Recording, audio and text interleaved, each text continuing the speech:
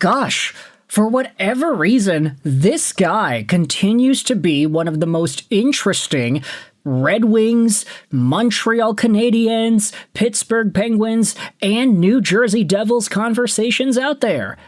Last time we made a video about Anthony Mantha, it was in a commentary that spoke about how the Montreal Canadiens actually ghosted this dude. We spoke about Mantha's interview that he did on TVA Sports, where he specifically said, yeah, I wanted to sign with Montreal, and they wanted to sign me too. But after free agency opened up, Kent Hughes ghosted me. This guy didn't call me back. We were waiting. We were like The Notebook. Where are your gosh darn letters, Ryan Gosling? And we didn't get any. So we had to pivot. And that's when Mantha decided, okay, I'm just going to sign with New Jersey. It's whatever. And then I'll do this interview on TVA Sports that confirms that, yeah, I actually did want to go to Montreal, but they ghosted me. Now, we're talking about another team that was in on Mantha, but I don't know if they actually gave an offer. We'll see. Let's dive into this report from George Malik. Turns out the Detroit Red Wings were also trying to sign Anthony Mantha before Steve Yzerman stepped down as GM. This is according to MLive's Ansar Khan, and if we check out the article itself, we'll have the quote and the big scoop in its entirety. Link in the description to this article. Ansar Khan reports the Wings were on Anthony Mantha's trail before Yzerman stepped down as GM. With Dylan Larkin seemingly on his way out and Patrick Kane declining to re-sign, going over to Chicago for an $8 million AAV contract, by the way, the Red Wings were, and still are, desperate for offense. So, Yzerman offered Anthony Mantha a 1-year deal for $5 million. Mantha, 31, coming off of a career-high 33 goals and 64 points with Pittsburgh, almost accepted. Then Yzerman was out 2 days later, and the New Jersey Devils signed Mantha for 2 years at $4.75 average annual value. $4.75 million, excuse me. Since then, nothing apparently has changed with Larkin's trade request. Kane signed with the Blackhawks, the Red Wings' search for a new GM continues, and the team still needs more offense, including a top-line center. They are not going to find much in the free agency leftover pile that includes former Red Wing Vladimir Tarasenko, Eeli Tolvanen, Michael Bunting, and Patrick Laine. Continued. Perhaps things will work out for the best this way? It's hard to say until the team hires its next GM and we see what transpires thereafter. Man, how's that for a punch to the gut, eh? We've already been seeing a lot of Red Wings fans describing this as like the worst Red Wings offseason in a long time, between Dylan Larkin asking out, Jason Robertson not getting traded, Patrick Kane not coming back, Yzerman getting the boot. I mean, the team can't find a top-line center, and they still need to get more secondary scoring. Free agency is weak, and there are just so little avenues for this team to find a way to improve itself. And Anthony Mantha was a Red Wings legend of yesteryear that really did not live up to the hype that he had on him. He ended up not signing with the Red Wings either. Yzerman offered him 1 year, $5 million.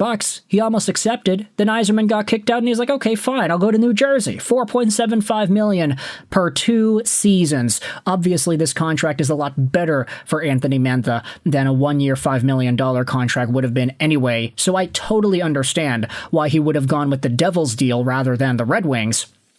But who's to say he even would have been available to sign that Red Wings deal had things stayed the way they had, because Yzerman was kicked out.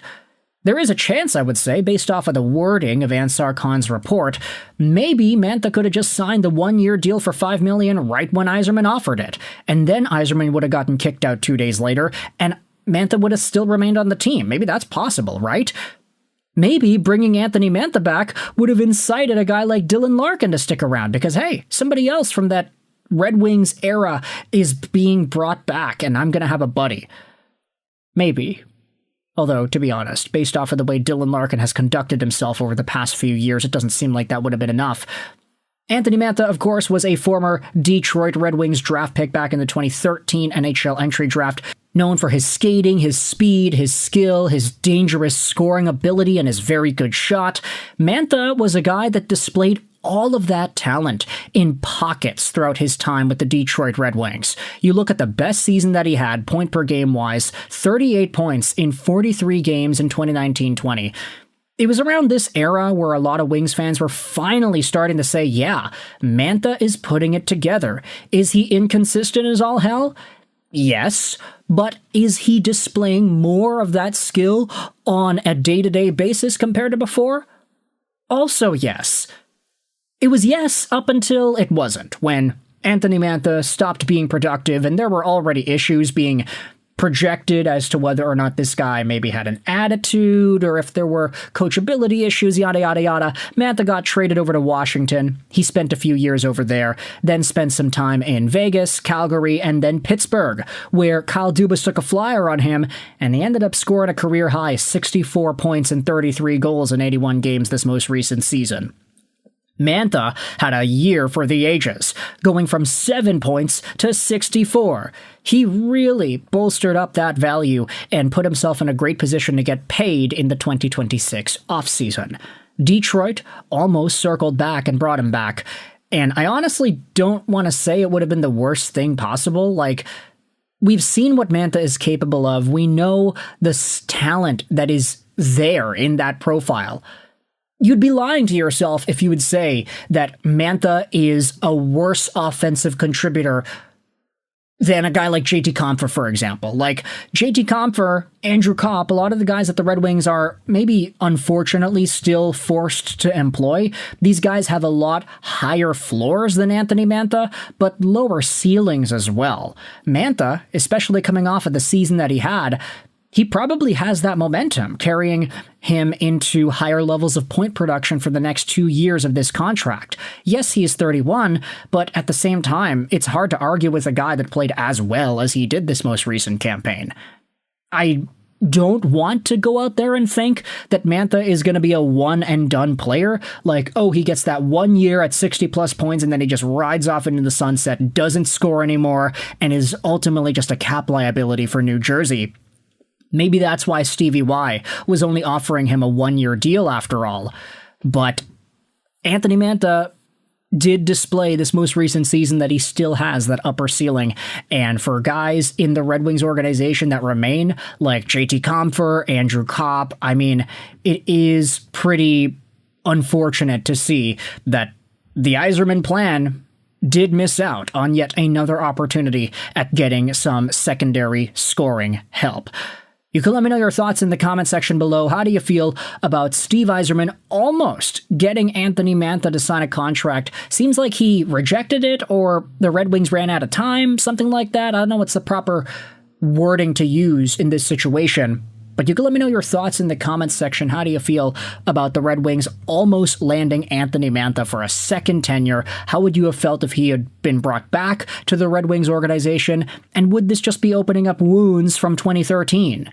Thoughts in the comments section below. I hope you enjoyed this British Ashroll sign on. And bye.